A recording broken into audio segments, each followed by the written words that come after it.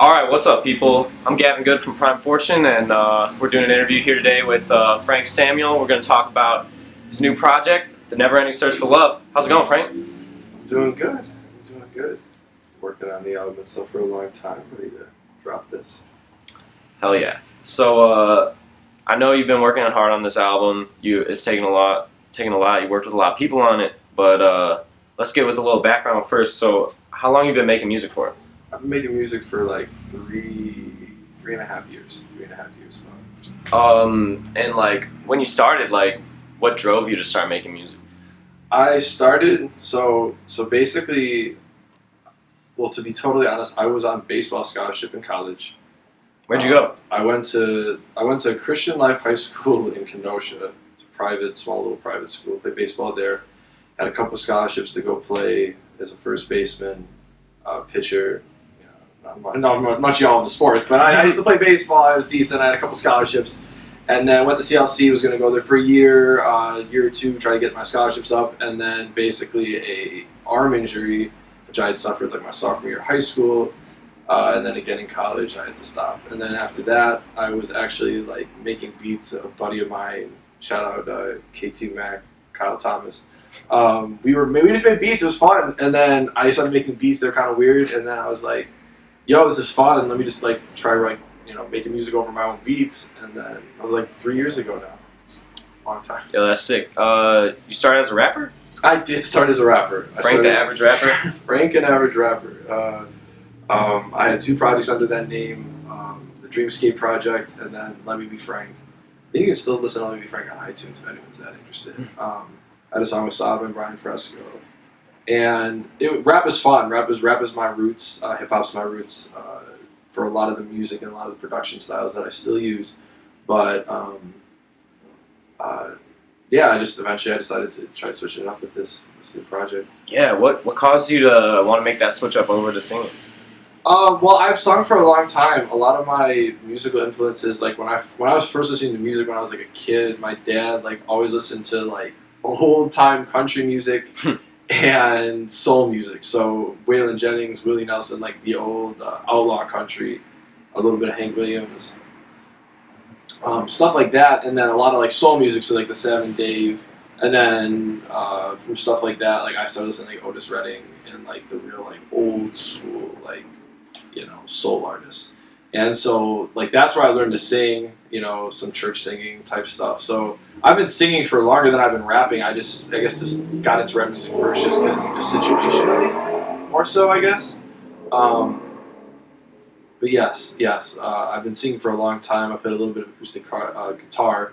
Not shows really, but you play around with family or friends or whatnot. And then I decided like, what, let's just try this out for a project. So that's tight. What was it like working with people like Saba and Brian Fresco? I mean, like Saba's popping off. Like he's pretty big in Chicago now. Yeah, Saba was cool. I had that song with Rebecca Keating and him like.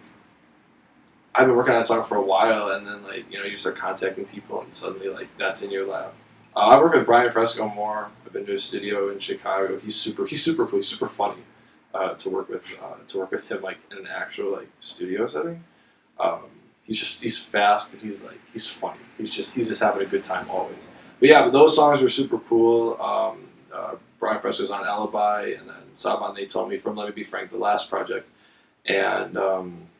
I have both their numbers. I text Brian Fresco every once in a while to see what's up. He's late to everything. He's on Rapper Time, like, for real. Rapper Time is real. Rapper Time is real. Like, I work in a music studio, too, and, like, everybody be on Rapper Time. It's hard to schedule when people think that showing up half an hour late is the norm. It's not the case. Use watches, kids. Buy watches. What's it like being able to tell people like that you've worked with people of that stature, but like you yourself are still like relatively unknown? It's part of the industry, I think. The Chicago scene is super tight, and a lot of the Chicago scene is like super tight knit, and they're definitely on their own wave to do stuff. So even if you're like you have to build your own wave. You have to do it your own way. And I love working with those people. And they're fun. The songs are great. Like those are still some of my favorite songs that I've made. But in the same right, a lot of the reason that I changed names and kind of evolved to this new project is I felt that artistically I could do more. And I felt kind of convicted as an artist from like doing what I was doing to what I'm doing now, that I'm more expressive and more genuine, and I'm actually telling a story versus that type. Not that that music was bad, but I felt like you need to convict yourself as an artist. Like if you really genuinely in it for the art, which I'd like to say that I am, that you really need to have a way of expressing yourself that's the most genuine. And for me, it was going back to my roots of singing and finding those influences and then going that way. So I guess it was kind of weird when you think about it, because I did drop the name that was doing decent. Like, you could find me, you Google up Frank and whatever, things came up, and I was associated with both those names. Like when you Googled it, and like it was fun, but it wasn't like, I didn't feel like it was genuine, and I just couldn't do it anymore. So I changed my name, kind of went underground for a little bit, and it's funny too, like considering like the local scene of the Milwaukee, Kenosha, Waukegan, that area, which I've been here. Obviously, we're recording here at the Public Gardens, and the scenes that we've done here, knowing with Noms, White Hair Clubs on the project, 797 Quani, people on like that were like, this is the scene.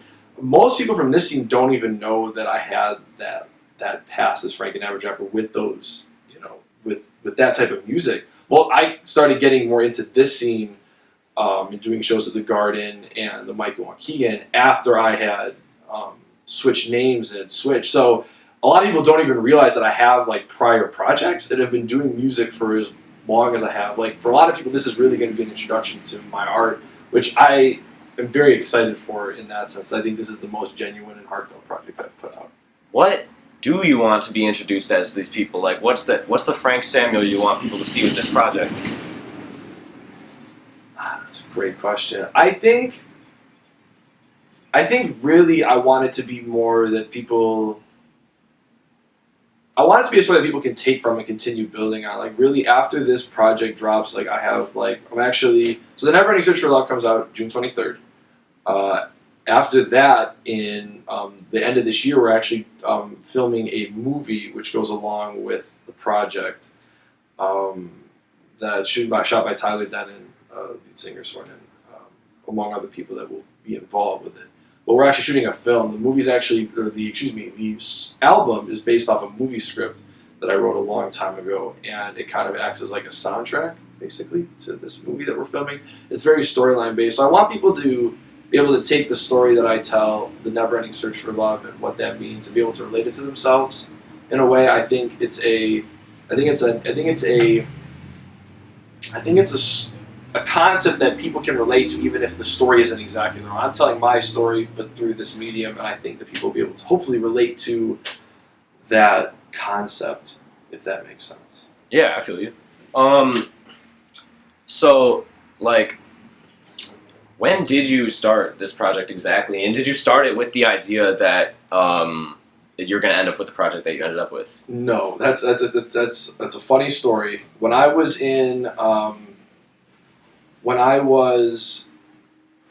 last summer, so it's summer of 2016, I released 2 singles, the infamous Our Last Summer and After Hours.